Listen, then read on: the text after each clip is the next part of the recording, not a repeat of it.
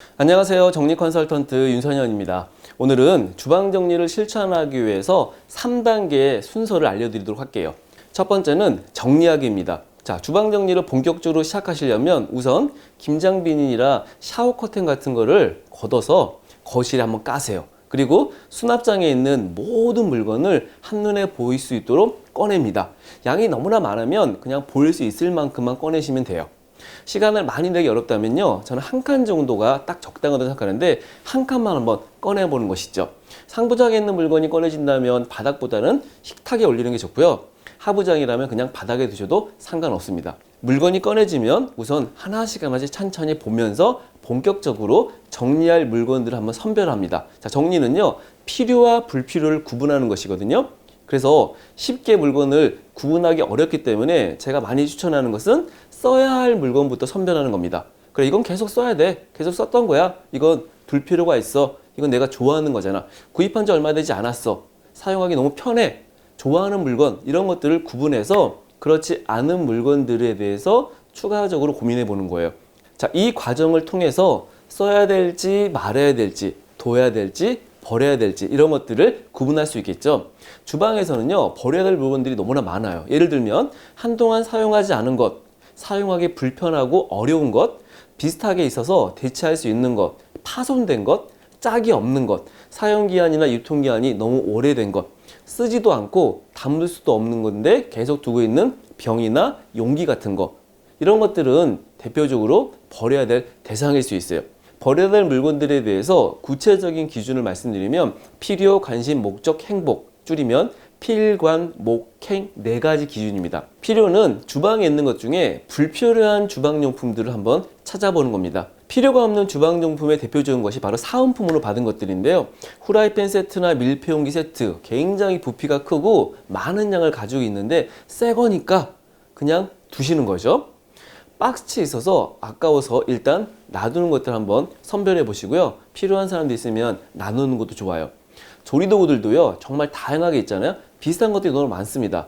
꼭 써야 될 거, 품질이 좋은 것들 한번 찾아보세요.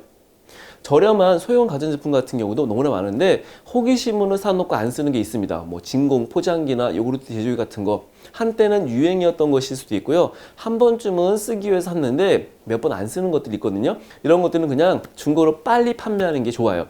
일회용품들도 너무나 많죠. 요구르트 같은 거 살 때 한 문금씩 받아오는 빨대나 캠핑 갈 때 쓰고 남은 일회용 접시, 소풍 갈 때 도시락 산다고 사둔 도시락 용품들, 이런 것들이 있는데 향후에 캠핑이나 소풍에서 다 사용하지 못할 만큼 있다 그러면 어느 정도 처분이 가능할 수 있겠죠.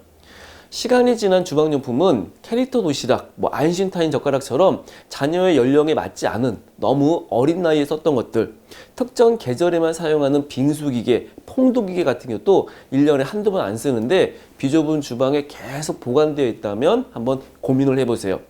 여기에 두는 게 더 좋을지, 혹 누군가에게 필요한 사람이 있을지 스스로에게 한번 질문해 보는 게 좋습니다. 기분이 나쁜 주방용품은 누렇게 바래거나 김치 냄새가 배어서 빠지지 않은 밀폐용기, 이가 나간 식기 같은 거예요. 쓰려고 하는데 한번 냄새 한번 맡아보니까 굉장히 찝찝한 것 같아요. 그냥 기분이 별로 안 좋은 것 같아요. 이런 건 버리는 게 좋죠. 가치가 떨어지는 주방용품은 건강이라는 기준을 가지고 한번 정리해 보는 거예요. 코팅이 벗겨진 냄비, 손잡이가 녹슨 냄비, 이런 거 위험합니다. 그리고 유통기한이나 소비기한이 확인되는 제품들 있죠. 써있는 것들, 날짜를 보고 정리해보는 거예요. 주로 식재료 같은 거나 음식물 같은 게 해당되겠죠. 유통기한이 4개월밖에 되지 않는 나무젓가락, 3개월 정도만 사용할 수 있는 밀폐용기 같은 건요, 우리가 모르고 있지만 인터넷으로 검색해보면 주방에서 그냥 버려야 될 대표적인 물건들일 수 있거든요. 이렇게 필요 없고 관심 없고 목적 없고 행복 없는 물건들이 정리가 되면 두 번째 단계는 청소입니다. 주방을 사용하다 보면요, 구석구석에 먼지가 쌓이고 오염이 되어 곰팡이가 피기도 하고 악취가 생길 수도 있습니다. 물건이 꺼내진 공간을 살균한 행주나 깨끗한 물티슈 같은 걸로 닦습니다. 오염된 부분이 있다면요, 청소품 같은 걸 이용하셔야 되는데 주방의 만능 엔터테이너라고 하는 별명을 가지고 있는 베이킹소다 같은 경우는 친환경 청소용품으로 많이 사용되고 있어요. 시중에 판매하고 있는 베이킹소다를 물로 섞으셔가지고요. 이걸 이용하면 세척뿐만이 아니라 살균에도 매우 효과적입니다. 여기에 식초까지 섞으면요. 굉장히 강력한 세척 효과가 있어요. 물때나 녹슨 부분, 오염된 부분, 살균이 필요한 부분을 꼼꼼히 점검하신 다음에 청소를 하세요. 그 후 싱크대 깔개 같은 걸 구입해서 수납장마다 까는 것도 위생적으로 사용하는데 도움이 됩니다. 청소가 마쳤다면 세 번째 단계는 수납하기입니다. 수납을 할 때 가장 중요하게 고려할 것은 동선인데요. 식사 준비나 요리하기 같이 수시로 하는 활동에 따라서 사용하는 품목의 위치가 정해져 있어야 됩니다.